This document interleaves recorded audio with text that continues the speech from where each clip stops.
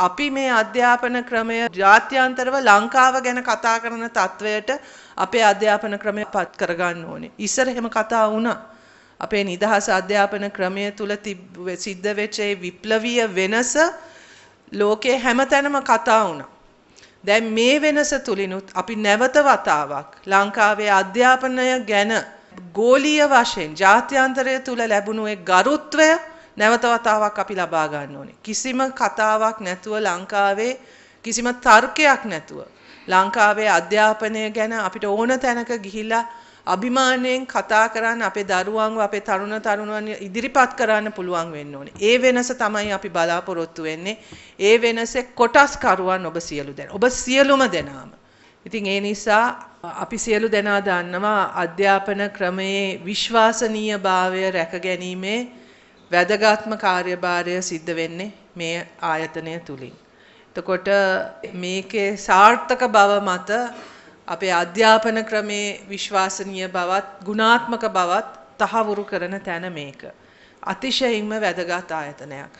මම පාර්ලිමේන්තුවේ ඉන්න කාලේ මම අවුරුදු 4ක් තුරම විභාග දෙපාර්තමේන්තුවට ලැබිය යුතු ප්‍රතිපාදන ගැන කතා කරලා තියෙනවා. සහ මම සතුටු වෙනවා මේ පාර අපිට යම්කිසි වැඩිවීමක් කරන්න පුළුවන් වීම ගැන මේ අවුරුද්දේ අයවැය තුල ඉදිරියටත් ඒහා සමානව මේ ආයතනයේ තියෙන වැදගත්කම හඳුනාගෙන කාර්යභාරය හරියට ඉෂ්ට කරන්න ලැබිය යුතු ප්‍රතිපාදනත් පුහුණුවත් මම හිතන්නේ ලබා දීම අපේ අධ්‍යාපන ප්‍රතිපත්තියේ මූලික ප්‍රමුඛතාවයක් කරගන්න අපි බලාපොරොත්තු වෙනවා. මේක අතිශයින්ම වැදගත්. යටිතල පහසුකම් විතරක් නෙවෙයි අද ඇගයීම් ක්‍රමයක් පිළිබඳව ඇති වෙලා තියෙන ලෝකය පුරා ඇති වෙලා තියෙන සංවාද ගැන අපි දැනගන්නවා විතරක් නෙවෙයි ඒ සංවාද වලට අපි සහභාගී වෙලා අපේ අදහසුත් දීලා ඇත්තටම අද ගැළපෙන ඇගයීම් ක්‍රම පිළිබඳ අධ්‍යයනයත් ඒ අධ්‍යයනය හරහා ලැබෙන ප්‍රතිඵල ක්‍රියාත්මක කිරීම පිළිබඳවත් වගකීම ඇත්තටම අපි ගන්න ඕනේ. මේ නිකන් විභාග පවත්වන එක විතරක් නෙවෙයි. මේක නිරන්තර අධ්‍යයනයත් එක්ක නිරන්තර අලුත් වීමක් මේවා තුළ සිද්ධ විය යුතුයි. ඒ සඳහා අවශ්‍ය පුහුණුව, ඒ සඳහා අවශ්‍ය තාක්ෂණික සහාය ලබා දීම ගැනත් අපි ඉදිරියට හිතන්න වෙනවා. මේ තීරණාත්මක මොහොත තුළ අපි කණ්ඩායමක් හැටියට වැඩ කරන්න ඕනේ. පුද්ගල බද්ධ ආයතන පවත්වාගෙන යන්න බෑ. ඒ දැන් ඒක නෙවෙයි ක්‍රමය නේද? එකක් අපි ඊළඟ නායකත්වය හදන්න මැදිහත් වෙන්නත් ඕනේ. ආයතන පවතින්න ඕනේ. පුද්ගලයන් නෙවෙයි. එතකොට ඒක මාරු වෙනවා. ඒක තමයි ලෝක ස්වභාවය. හැමදේම වෙනස් වෙනවා. එතකොට ආයතනවල නායකත්ව මේ සියල්ලමත් වෙනස් වෙනවා. ඒ නිසා වැදගත්ම දේ කණ්ඩායම.